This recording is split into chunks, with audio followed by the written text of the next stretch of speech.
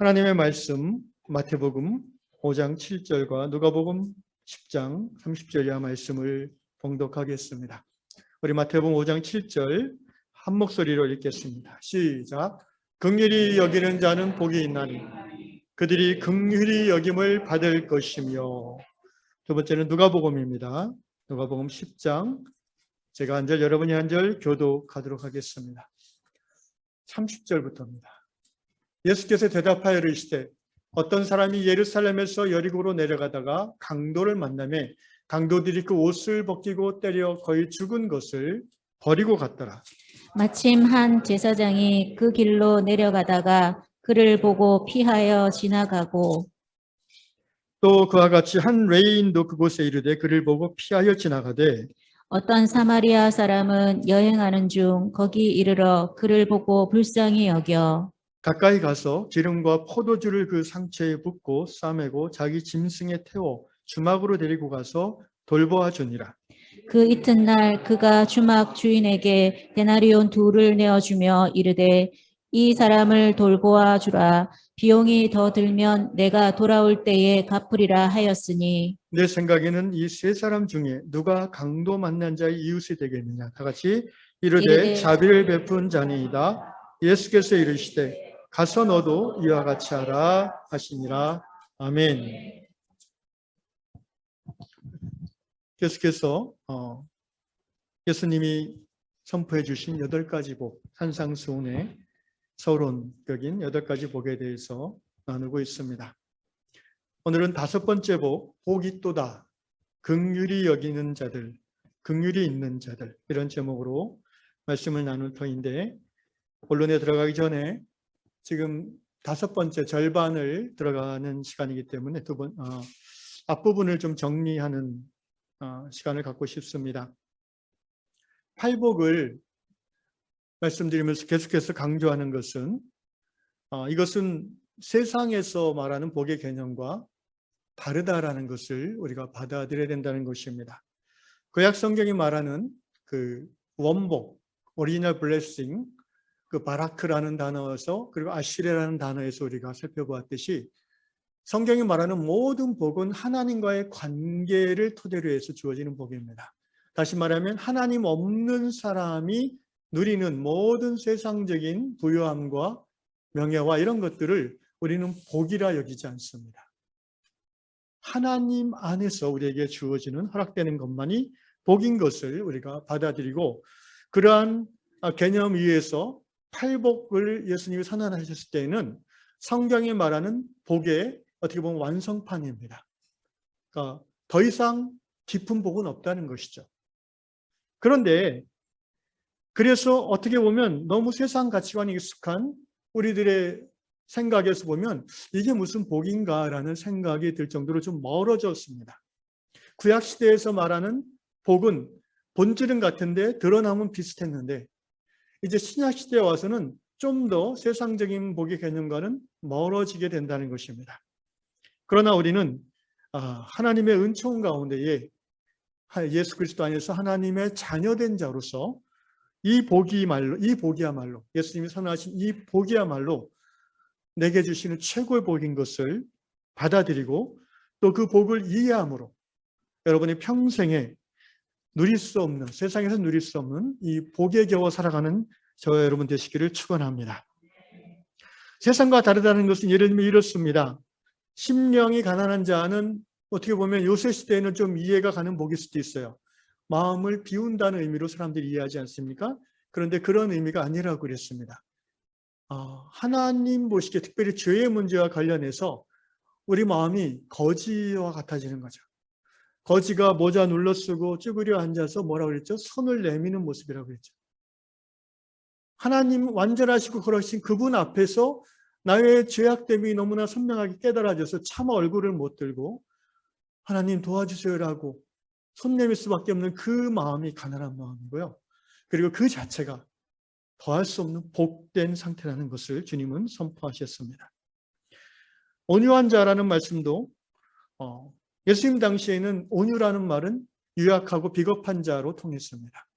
그러나 하나님 앞에서 우리가 온유함 자체는 복인 것이죠. 의에 줄이고 목마른 것도 세상적으로 보면 그게 무슨 복인가 힘듦이지라고 생각하지만 그 상태에 있는 것 자체가 말할 수 없는 지고의 복이라는 것을 성경은 말하고 있습니다. 두 번째로 팔복을 이해함에 있어서 또 하나 우리가 생각해야 될 것은 자꾸 이것을 이제 조건적이라고 생각하시는데 그 생각을 내려놓아야 됩니다.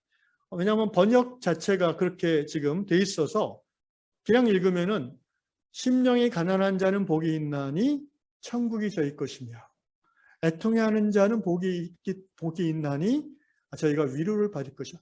그러니까 하나님의 위로를 받는 조건이 내가 애통해하는 거다라고 생각하는데 그렇게 이해하시면 팔복의 본질에서 벗어납니다.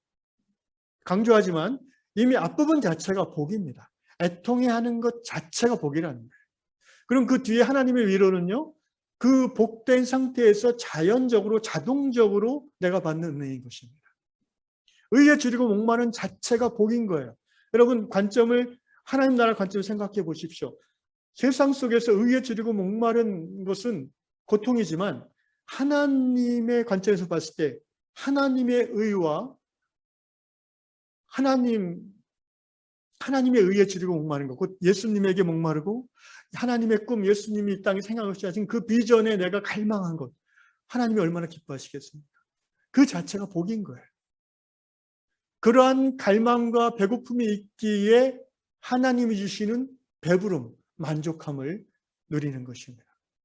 그러니까 자꾸 우리의 이 일주일 동안 세상에 있으면서 보고 배우는 것이 자꾸 세상적인 가치관이기 때문에 이 주일날 말씀 앞으로 돌아오면 적응하는 데 좀 시간이 걸립니다. 그래서 이렇게 서론을 좀 장황하게 말씀을 드립니다. 그 자체가 복이라는 거예요. 조건이 아니에요. 네가 애통해하면 내가 너를 위로해 주겠다가 아니에요. 이미 복이 또다. 그러니까 이 번역을 원문에는 이게 도치문으로 되어 있습니다. 그러니까 번역을 좀 제대로 다른 어떤 공동 번역이 내렸는데 그렇게 번역되어 있어요. 복이 또다 애통해하는 사람들아 이렇게 되는 거예요. 복이 또다 의에 배고프고 목마른 사람들아. 오늘 그 긍휼히 여기는 자도 마찬가지.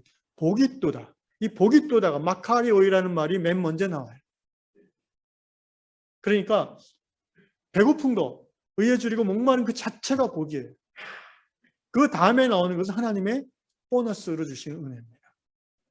그러한 선 이해를 가지고 또 하나 제가 이제 요새 계속 몇 달째 이 팔복을 묵상하면서 한 가지 깨달은 것이 있는데 이 8가지 복 중에 앞부분 4가지와 뒷부분 4가지가 어떤 그 심화 과정, 그러니까 앞부분에서 시작해서 뒷부분으로 나아가는 그런 연속선상이라는 깨달음이 있었습니다. 예를 들면 마음이 가난한 사람은 한 걸음 더 나아가 긍휼에 여기는 마음을 갖게 됩니다. 이거는 이제 좀 이따 설명드리겠고요. 예를 들어서 두 번째 복이 또다 애통해하는 사람들. 그들은 어떻게 됩니까? 6번째 복인 마음이 청결해지는 복이 또다 마음이 청결한 자들아 너희는 하나님을 볼 것이다. 애통하다는 것은요. 하나님 앞에서 자신의 그 죄악됨으로 말미암아 애통해하는 거예요. 그러면 그 눈물로 씻겨지죠. 씻겨지면은 정결해집니다. 비로소 하나님이 선명하게 보이는 거죠. 그러니까 이 전반부와 후반부가 연속선상에서 매칭되고 있다는 그런 생각을 자주 하게 됩니다. 온유한 사람은 어떻습니까? 복이 또다 온유한 사람들아. 그들은 온유라는 것이 말씀드렸죠. 자신의 자존심이나 자신의 이익이 침해되는 것에 대해서는 인내하고 환난 가운데 인내하고 또 하나님의 손에 길들여진 성품이라고 그랬습니다. 그런 성품을 가진 사람들은 결국 어떤 공동체에 들어가든지 분쟁을 만들어내는 자가 아니라 분쟁을 종식시키고 평화를 피스메이커 온유한 사람은 화평케 하는 사람하고 연결이 된다는 것이죠. 마지막으로 4번째는 8번째 의에 줄이고 목마른 자는요 결국 의를 위하여 핍박을 받는 삶으로 나아갈 수밖에 없다는 것입니다. 이것이 전후가 이렇게 연결되어 있다는 느낌을 제가 강하게 받습니다. 이거는 어디 책에서 본 건 아니고 제가 이제 그런 느낌을 받고 나누는 것입니다. 이제 오늘 5번째 복이 또다 긍휼히 여기는 사람들 이란 내용을 좀 들어가 보겠습니다. 항상 성경을 우리가 읽고 공부할 때는 몇 가지 주의할 점이 있는데 그 중에 하나가 이 성경이 기록되어지고 또는 선포되어지는 그 시대의 문화, 그 시대의 삶의 정황을 염두에 둬야 된다는 것입니다. 물론 2000년 전, 그것도 저 지중해 해변의 작은 나라, 유대 나라에서 예수님이 선포하신 말씀이잖아요. 그러니까 얼마나 우리가 조선시대 500년 전도 잘 모르는데 2000년 전에 그 얘기를 어떻게 그대로 다 받아들이고 이해할 수 있습니까? 이게 참 기적인데요. 그 시대에 예수님께서 당신을 따르는 수만의 수천의 무리를 앞에 놓고 또 제자들을 바로 앞에 놓고 이 팔복을 선언하심에 이렇게 말씀하십니다. 복이 또다 긍휼히 여기는 자들. 그런데 여러분 긍휼이라는 개념, 이 엘레우스라는 이 헬라 개념은요. 그 당시에는 굉장히 낯선 개념이에요. 그러니까 로마 시대잖아요. AD 1세기 로마의 통치를 받는 로마의 물리적 힘, 곧 군사력으로 그리고 문화와 통치력으로 세계를 다스리던 그 패권 시대인데요. 뭐 오늘날도 크게 다르지 않지만 그 시대는 긍휼이라는 것은 굉장히 낯선 개념이에요. 잔인한 시대라는 거예요. 잔인한 시대. 예를 들어서 그 플라톤의 국가론에 보면요. 장애를 갖고 태어난 아이, 어떤 집에서 장애로 태어났잖아요. 그럼 바로 갖다 버리는 거예요. 그게 당연한 거예요. 공동체 전체의 이익이 된다는 것이 플라톤의 입장이라고 합니다. 그래서 플라톤에게는 장애는 마땅히 차별받아야 되는 열등함으로 치부되어지는 것이죠. 고대 그리스 옆에 스파르타에서는 태어난 신생아는 그 지역의 장로들에게 검사를 받아요. 얘가 좀 문제가 있다, 허약하다, 장애가 있다 그러면 바로 그냥 죽도록 내버려 두거나 아니면 노예들에게 넘겨버립니다. 시민, 자유인이 될 자격이 없다는 거죠. 얼마나 잔인합니까? 유대 종교 사회 예수님 당시에 마찬가지로 잔인한 사회였어요. 율법에서 하나님의 인애와 긍휼을 말씀하고 있음에도 불구하고 유대 사회는 예를 들어서 부모가 굶어 죽어가고 있는데도 자식이 부모를 도와주지 않아요. 대신 어떻게 해요? 성전에 헌금만 내면은 훌륭한 신앙인이라고 인정받아요. 이걸 소위 고르반이라는 그 율법을 악용하는 패습이죠. 창녀와 세리와 고아와 과부와 장애인, 이방인, 사마리아 사람들 이런 사람들에게 잔인함을 행하는 것은 전혀 악이 아니에요. 얼마나 긍휼이 낯선 시대인지 모릅니다. 긍휼이라는 개념은 나약하고 무지한 여자들이 베푸는 것이라고 생각했어요. 사회의 지도층이 되고 남자라면 긍휼의 마음을 가지면 안 돼요. 그런 세대, 그런 문화, 그런 사회 통념 속에서 예수께서 오늘 팔복을 말씀하십니다. 온유를 말씀하시고 긍휼을 말씀하십니다. 아마도 이 팔복이 선포되어지는 그때에 거기 서 있던 대다수의 남자들은 어쩌면 마음이 불편했을지도 몰라요. 그러면서 불편하면서도 이상하게 마음이 좀 이렇게 울렁울렁 뭉클해지는 느낌을 받을 수도 있습니다. 왜? 그 말씀을 하시는 분이 바로 예수 그리스도이시기 때문에. 이러한 사회적 배경을 전제하고 이제 이 긍휼의 의미를 좀 더 깊이 살펴보십시다. 성경에 나타난 그 히브리어와 헬라어에서의 긍휼의 의미를 설명해 보겠습니다. 엘레오스라는 본문에는 엘레에모네스라는 이제 변형태로 쓰여져 있죠. 긍휼, 자비로 번역되는 말입니다.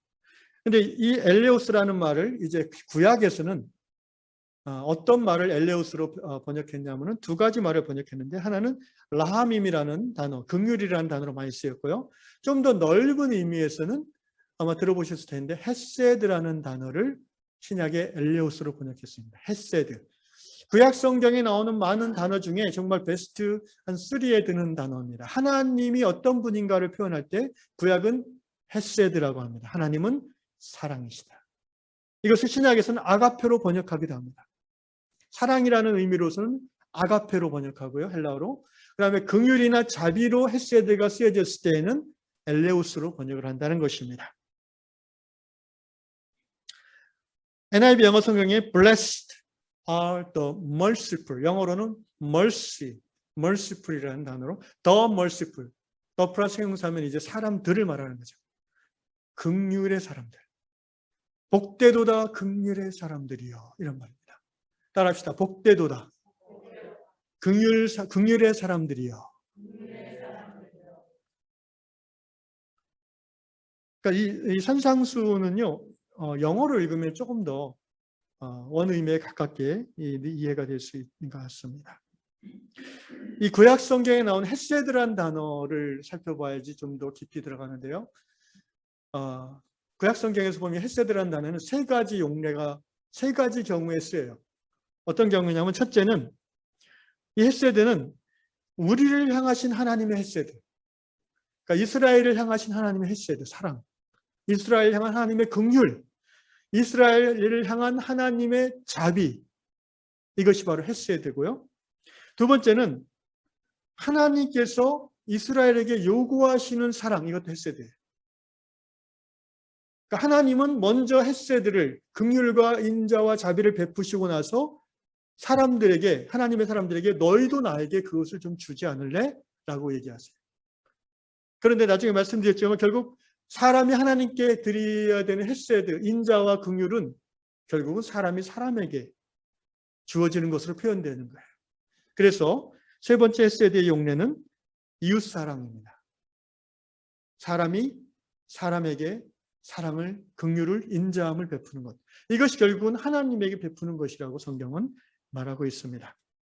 자, 첫 번째, 하나님이 우리에게 베풀어 주시는 헤세드가 뭔지를 시편 136편을 한번 찾아보시겠습니까? 성경을 찾아보시면 시편 136편에 보면 이 136편을 읽으면서 너무 이렇게 가슴이 막 뛰었습니다. 이런 게 행복인 것 같아요. 하나님 말씀을 읽으면서 막 기뻐지고 가슴이 뛰는 하나님이 정말 이렇구나라는 그 깨달음은 세상에 어떤 것보다도 맛있습니다. 시편 136편은 1절부터 26절까지 되어 있는데요. 놀랍게도 모든 절마다 감사하라라는 말과 His love is His love is endure forever. 그의 사랑이 영원하도다라는 말이 계속해서 나와요. 매 절마다 나와요. 여호와께 감사하라. 그는 선하심의 인자하심이 영원하미로다. 신들 중에 뛰어난 하나님께 감사하라. 그 인자하심이 영원하미로다. 홀로 큰 기이한 일을 행하시는 이에게 감사하라. 그 인자하심이 영원하미로다. 그래서 마지막 가면은 25절 모든 육체에 먹을 것을 주신 이에게 감사하라. 그 인자하심이 영원하미로다. 결론적으로 하늘의 하나님께 감사하라. 그 인자하심이 영원합니다. 이때 인자란 단어가 헤세드입니다. 헤세드. 하나님의 인자, 긍휼, 자비죠. 1절부터 9절까지는요. 이 시인이 삼라만상 온 우주와 세계를 베푸신 하나님의 인자와 사랑에 감사하고 찬양하고 있어요. 그 다음에 10절부터 24절까지는 이스라엘의 역사를 돌아보면서 이스라엘에게 베푸신 하나님의 긍휼, 인자에 감사드리며 36장 25절에는요. 먹을 것을 주셔서 감사하다. 이게 이제 마지막에 나오는 감사. 그러면서 거기에서 이 시인은 뭘 느껴요? 하나님의 긍휼이 너무나 크시도다. 하나님의 긍휼, 나를 향한 긍휼이 영원하시도다. 할렐루야. 그렇게 고백하고 있는 거예요. 여러분, 삼라만상 온 우주와 세계를 베푸신 하나님께 그것을 하나님이 나에게 베풀어 주셨다는 사실을 깨달으십니까? 아시는 분도 있겠지만 여러분 이 온 우주 가운데 이 태양계, 지금까지 천체 물리학의 발견에 의하면 이 태양계만한 데가 없고요. 거의 이 태양계 속에 이 열 몇 개 행성 중에서도 지구 같은 별은 없어요. 그죠? 하나님이 이 지구를 우리에게 주셨어요. 살도록. 그리고 이 지구 자체의 환경도 기가 막히게 이 호흡이 있는 생명체가 살도록 만들어 놓으셨어요. 그러면 그 산소와 이산화탄소의 비율이 조금만 어긋나도 어떻게 되겠죠? 지구를 감싸고 있는 어떤 이 모든 원소들이 조금만 틀려도 어떻게 되겠습니까? 여러분, 지구의 기온이 이렇게 지금 수천 년째 물론 인간들의 잘못으로 올라가고 있긴 하지만 급격하게 유지되고 있다는 게 얼마나 놀라운 은혜입니까? 여러분, 태양과 지구가 태양을 돌고 있는데 이 거리가 조금만 가까워지면 어떻게 돼요? 조금만 멀어지면 어떻게 돼요? 지옥이 되는 거지. 바다, 공기, 물, 여러분 정말 우리가 살아가는데 필요한 소중한 것들은요, 하나님이 다 거저 주셨어요. 하나님의 인자하심이 영원하시죠, 정말. 이것을 깨닫는 게 복입니다. 내게 하나님이 이처럼 긍휼을 베풀어 주셨구나. 하나님, 내가 무엇이간데 이처럼 사랑하시나이까. 이 고백이 있는 자야말로 복받은 자인 줄로 믿습니다. 또 우리 민족의 역사를 돌아보십시오. 5,000년 역사 속에서 6.25 전쟁 이후 60년대부터 지금까지 이렇게 평안한 시기가 어디 있었어요? 여러분, 역사를 조금만 살펴보세요. 우리 한반도에는요, 침략이 얼마나 많았는지 몰라요. 대륙과 해양의 교두보 역할을 하는 곳이다. 그런데 지난 70년 동안 전쟁이 없었어요. 그리고 또 이처럼 경제적으로 풍요로운 시기, 그리고 모든 사람들이 아직도 부족하긴 하지만 권리를 누리고 자유를 누리는 시기가 어디 있어요? 여러분, 이 시대에 우리가 태어난 것이 복인 줄로 믿습니다. 우리 아버지 세대만 해도요, 일제시대를 사셨어요. 6.25를 겪었어요.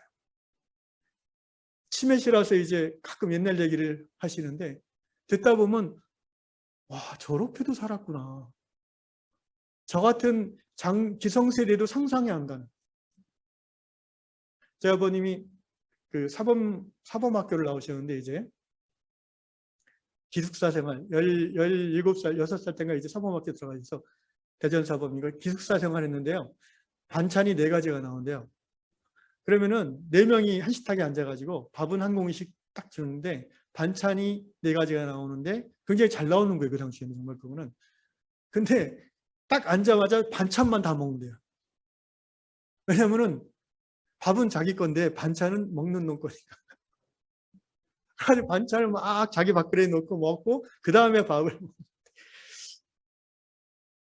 생각해보면 나는 저렇게 밥을 먹은 적 있나? 적어도 밥은 저렇게 안 먹었는데 간식은 제가 이렇게 막 이렇게 챙겨놓은 적은 있어도 제 기억에. 제 아버님이 잘 안 씻어요. 근데 이해가 가요. 저 어렸을 때 보면은요, 일주일에 한 번 목욕하는 것도 굉장한 거예요. 그죠? 그때는 뭐 그렇게 샤워를 매일 하는 시절이 아니었잖아요. 저는 중국 사람들도 이해가 가요. 근데 우리 다음 세대는 그걸 이해를 못해요. 막 인상을 쓰고 막. 저희 아버님이 저는 냄새가 나도 좋습니다. 뭐 딴 데로 새서 죄송한데 어쨌든 우리가 이 시대에 살아가는 게 하나님의 긍휼이 있어서 그걸 깨닫는 게 복인 줄로 믿습니다. 두 번째, 하나님께서 너희도 나에게 헤세드 인자와 긍휼을 좀 주라 이렇게 얘기하세요. 호세아서 6장 6절 대표적으로 나는 인애 헤세드를 원하고 제사를 원하지 아니하며 번제보다 하나님을 아는 것을 원하노라. 다시 말해 하나님은 우리와 인격적 교제를 원하시는 거예요. 믿음 없는 예배, 하나님 사랑하는 마음 하나도 없는 겉으로 보여지고자 하는 헌금 이런 거 원하지 않으신다. 하나님에게 우리가 긍휼과 인자를 좀 주라는 거예요. 달라는 거예요. 그런데 생각해 보십시오. 하나님은 완전하시고 거룩하신데 우리가 그 앞에 뭘 더 드리겠습니까? 결국 호세아서나 선지자들이 말하는 이런 제사 드리지 말라 더 이상 나 지겹다라는 그 하나님의 우리를 향한 불평은 너희끼리 좀 서로 사랑하라는 얘기예요. 서로 좀 긍휼을 베풀어라. 이렇게 냉정하고 몰인정하게 사냐는 거예요. 너희 주변에 연약한 자, 가난한 자, 우는 자, 병든 자를 향해서 내가 너에게 줬던 이 헬세들을 좀 흘려보내라. 성전에 나와 너희끼리 헌금하고 정성스럽게 예배드리는 거 괜찮은데 너희 삶도 좀 예배 나와라. 이런 얘기죠. 결국 하나님이 우리에게 원하시는 헤세드의 두 번째 용례는 사람이 사람에게 나누어주는 헤세드, 긍휼의 용례와 연결되어지는 것입니다. 하나님이 우리에게 요구하는 헤세드는 우리가 하나님께 드리는 것이 아니라 내가 내 이웃에게 드려야 되는 헤세드, 긍휼인 것이죠. 그래서 결국 긍휼이라 함은 긍휼이 있다는 것은, 내가 긍휼을 깨닫는 것은요, 그 자체로 더할 나위 없는 복받은 상태인 것을 우리는 고백하게 됩니다. 이제 누가복음 10장 오늘 본문으로 들어가서, 그러면 긍휼에는 두 가지 차원이 있습니다. 언뜻 생각해보면 뭐 쉬운 얘기예요. 하나는 긍휼의 마음이 있죠. 그죠? 그리고 또 하나는 긍휼의 행동이 있습니다. 긍휼의 마음만으로도 따뜻하고 좋지만 성경이 말하는 하나님의 긍휼을 우리가 흘려보낸다는 것은 긍휼의 행위를 반드시 포함하는 것이죠. 야고보가 말하는 그 행위 없는 믿음이 효력 없는 믿음이라는 말은 믿음과 행위를 반대되는 개념을 두는 것이 아니에요. 야고보서와 로마서는 같은 얘기를 하는 겁니다. 정말 네가 하나님을 사랑하냐? 네가 하나님의 긍휼을 덧입었냐? 그걸 깨달으냐? 그러면 너도 흘려보내게 된다는 거예요. 무엇을? 그 긍휼을 말합니다. 긍휼의 마음, 하나님이 나 같은 죄인을 불쌍히 여기셨잖아요. 그게 긍휼의 마음이잖아요. 그거를 너도 네 형제에게, 자매에게 갖게 된다는 거죠. 그래서 긍휼의 마음은 다른 말하면 이제 공감입니다. 공감. 오늘 누가복음 10장에 보면 예수께서 율법사와의 대화 중에 이 얘기를 하십니다. 율법사가 예수님을 처음에는 시험하려고 한다고 합니다. 10장 25절. 영생을 얻으려면 어떻게 합니까? 예수께서 너 율법사지, 율법 전문가지, 너 목사지, 율법에 뭐라고 기록되어 있어? 뭐라고 기록되어 있습니까? 물어보실 때 율법사가 정답을 딱 말합니다. 바로 신명기와 레위기의 말씀, 마음과 힘과 뜻을 다해서 하나님을 사랑하고 또 내 이웃을 내 자신같이 사랑하라. 이것입니다. 그러니까 예수님이 뭐라고 하셨습니까? 내 대답이 정답 맞아요. 그러면서 추가하셨습니다. 가서 그렇게 사세요. 이렇게 얘기하셨어요. 예수님의 포인트가 어디에 있어요? 정답 거기에 있지 않아요. 그죠? 그 답 아는 대로 가서 살아라. 여기에 포인트가 있는 거예요. 그러면 내 대답이 옳도다. 이를 행하라. 그러면 내가 살리라. 살리란 말은 영생을 누리게 될 거다. 29절에 이 율법사가 자기를 옳게 보이려고 많이 아는 사람은 교만하기 쉬워요. 예수님이 자기를 인정해 주니까 기분이 좋아가지고 이 교만기가 발동합니다. 그러면 내 이웃이 누구죠? 내가 하나님 사랑하는 거는 뭐 자신 있는데 내 이웃 사랑하는 거 잘 개념이 안 잡히나 봐요. 또는 자기가 생각한 대답이 있음에도 예수님을 시험하려고 물어보는 걸 수도 있습니다. 내 이웃이 누굽니까? 라고 하는 질문에 대한 예수님의 이 대답 내용이 이것입니다. 어떤 사람이 예루살렘에서 여리고로, 그러니까 유다 사람인 걸 짐작할 수 있죠. 여리고로 가다가 강도를 만나서 거의 다 죽게 돼서 버려졌어요. 그런데 어떤 제사장이 그 사람을 보고는 봤어요. 그 길로 지나가다 보고 피했다고 그랬어요. 두 번째 레위인이 보고 피했다고 그랬어요. 봤어요. 못 본 게 아니에요. 이게 얻어 터지고 찢기고 피 흘리고 쓰러져 있는, 우리도 어쩌다 그런 사람 길거리에서 볼 때 있지 않습니까? 어떻게 하십니까? 우리나라는 감사하게도 행정이나 이런 것들이 잘 돼 있어가지고 112에 신고를 하죠. 119에 신고를 하든지. 저도 한두 번 그랬던 기억이 있습니다. 그런데 여기 제사장, 레위인, 요새 말하면 하나님 잘 믿는 사람들이 바로 우리들이에요. 하나님 잘 믿는 사람들이 그냥 지나갔다고 그랬어요. 그냥 지나가면 이 사람은 죽는 거예요. 죽을 줄 알면서 그냥 간 거예요. 긍휼의 마음을 갖지 못했어요. 오늘 우리 시대에도 그대로 적용되는 이야기 아니겠습니까? 우리는 아프가니스탄에서 수천 명의 사람들이 그 탈출하려고 공항에 몰려든 그 장면을 봅니다. 그 깐나네를 철조망을 통해서 미군에게 넘기는 그 장면도 보았습니다. 가슴이 아프죠. 그런데 우리가 어떻게 거기까지 어떻게 할 도리가 없다는 그런 생각으로 그냥 지나갈 때가 많습니다. 그런데 예수께서 말씀하십니다. 이어서 어떤 사마리아 사람, 여러분 사마리아 사람이라는 표현은 유대인들이 경멸하는 사람이라는 뜻입니다. 이방인과 같게 여기죠. 그 사람이 여행 중에 이제 이 강도 만난 사람을 보고 33절에 보니까 그를 보고 불쌍히 여겨. 하나님을 안다고 하고 하나님의 율법대로 산다고 하는 레위인 제사장은 그를 보고 피했지만 유대인들이 쟤는 하나님도 모르고 피가 섞여서 더러운 사람들이야 라고 멸시하는 한 사마리아 사람은 그 강도 만난 사람을 보고 불쌍히 여겨. 이 불쌍이란 말이 엘레오스라, 긍휼이란 말이에요. 긍휼. 긍휼히 여겨서 정말 안 됐다, 어떻게 큰일 났네 하고 그냥 간 게 아니라 긍휼의 마음을 갖고 이제 긍휼의 행위를 했어요. 어떤 행위를 했어요? 자기 시간과 자기 노력과 자기 옷이 더럽혀지는 것을 감수하고 심지어 자기의 지갑을 열어서 돈을 쓰는 것까지 감수하고 이 사람을 구했어요. 자기 나귀에 태워서 주막, 그것으로 말하면 이제 여관을 데리고 가서 그 전에 먼저 이제 기름과 포도주를 바르고 이렇게 치료를 해줬죠.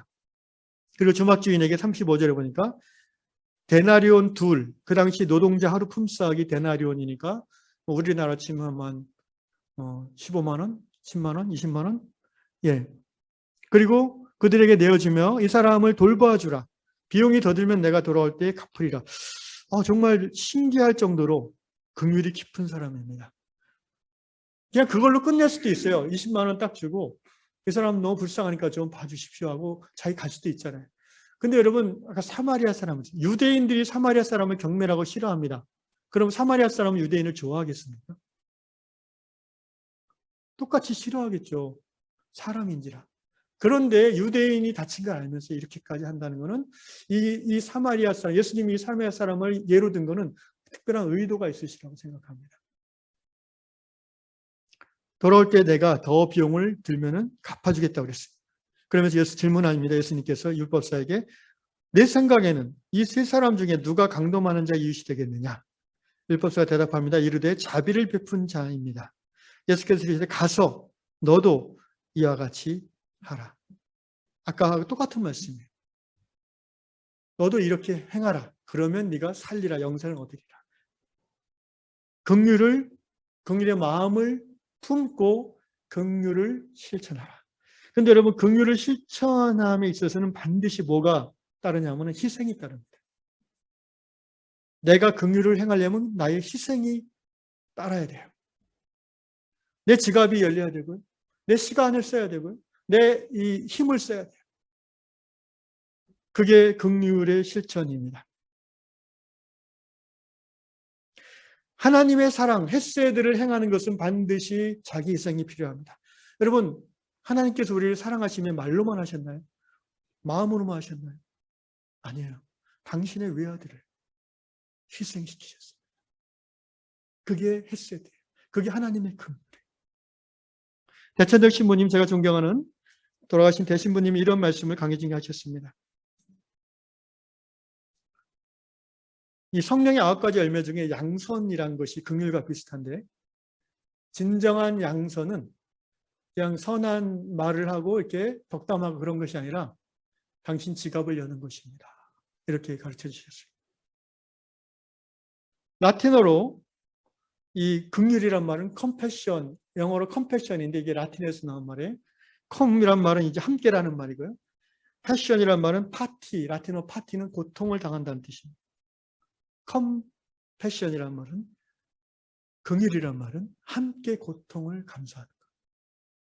이게 긍휼을 행하는 거예요. 여기 사마리아 사람은 긍휼을 진정 행한 사람입니다. 그는 자기의 것을 희생해서 일면식 없는, 오히려 미워할 수밖에 없는 유대인, 공궁에 빠진 그 이웃을 구원하였습니다. 여러분, 오늘 우리가 사는 세상이 이 긍휼이 풍성하면 얼마나 아름다운 세상이 되겠습니까? 먼저 우리가 있는 가정 안에 우리가 긍휼을 풍성하게 행할 수 있다면 우리의 가정이 천국이 될 줄로 믿습니다. 남편과 아내가 남편을 바라보면서 이 긍휼의 마음을 품고 긍휼의 행위를 시작한다면 그 부부는 천국의 부부가 될 것이에요. 우리가 자녀들을 양육함에 있어서 내 마음에 들지 않을 때가 많지만 긍휼의 마음을 품는다면 자녀가 우리를 다시 보게 될 것입니다. 긍휼은 교회 안에서 정말 필요합니다. 우리가 하나님, 예수님 잘 믿는 사람들이라고 하지만 사실은 여러 가지 부족한 점이 많은 사람들이잖아요. 말에 실수가 많고 표정 관리 안 되고 행동으로 가끔 이상한 행동하고 그게 바로 저와 여러분의 솔직한 모습입니다. 그래서 긍휼이 필요합니다. 율법으로 하나님이 우리를 매 순간 대하시면 어떻게 되겠습니까? 지옥입니다. 하나님이 우리가 살아갈 수 있는 것은 하나님이 우리를 긍휼로 대해주시기 때문입니다. 마찬가지로 긍휼이 풍성한 신앙 공동체는 천국 공동체인 줄로 믿습니다.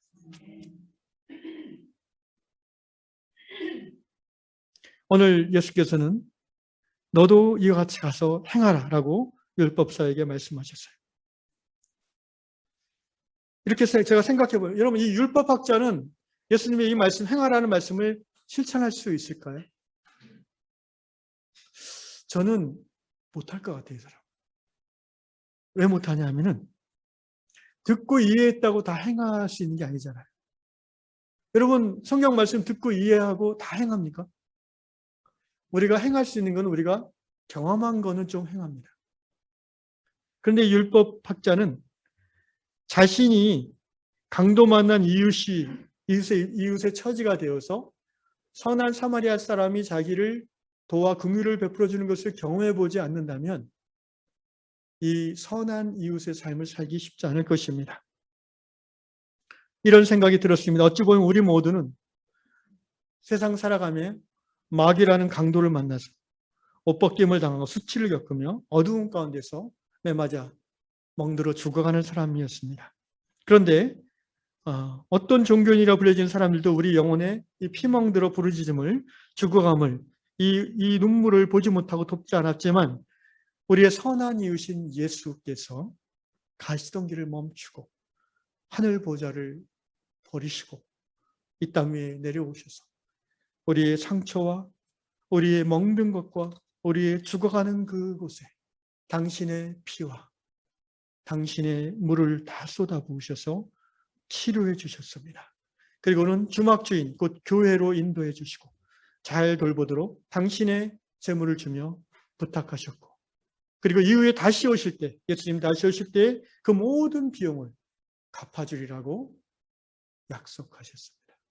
저는 이 선한 사마리아의 비유를 묵상하면서 이렇게 생각이 들었어요. 바로 이 선한 사마리아 이웃이 바로 예수님입니다. 우리가 강도 만난 죽어가는 사람들이었다. 그런데 예수께서 하나님의 원수된 우리를 이 사마리아 사람이 원수된 유대인을 긍휼의 마음을 품뿐 아니라 긍휼의 행위 자기 희생함으로써 치료해주고 회복시켜준 것처럼 예수께서 우리에게 그렇게 행해 주셨다. 하나님이 우리에게 긍휼을 베풀어 주셨습니다. 생각해 보셨습니까? 왜 하나님이 나를 저런 긍휼하게 해주실까? 여러분 하나님의 사랑, 하나님의 긍휼을 받으면 어떤 조건이 없어요. 그러니까 정확히 말하면 몰라요. 왜 나같이 더러운 죄인을 하나님이 택하시고 당신 아들을 희생하게 하면서까지 구원하시고 지금도 이처럼 사랑해 주시는지 오늘도 긍휼을 베풀어 주셔서 이 자리에 오게 하시는지 우리는 그 이유를 몰라요. 모르는 게 당연합니다. 그것은 하나님의 마음입니다. 로마서 9장 15절 모세에게 이르실 때 내가 긍휼히 여길 자를 긍휼히 여기고 불쌍히 여길 자를 불쌍히 여기리라.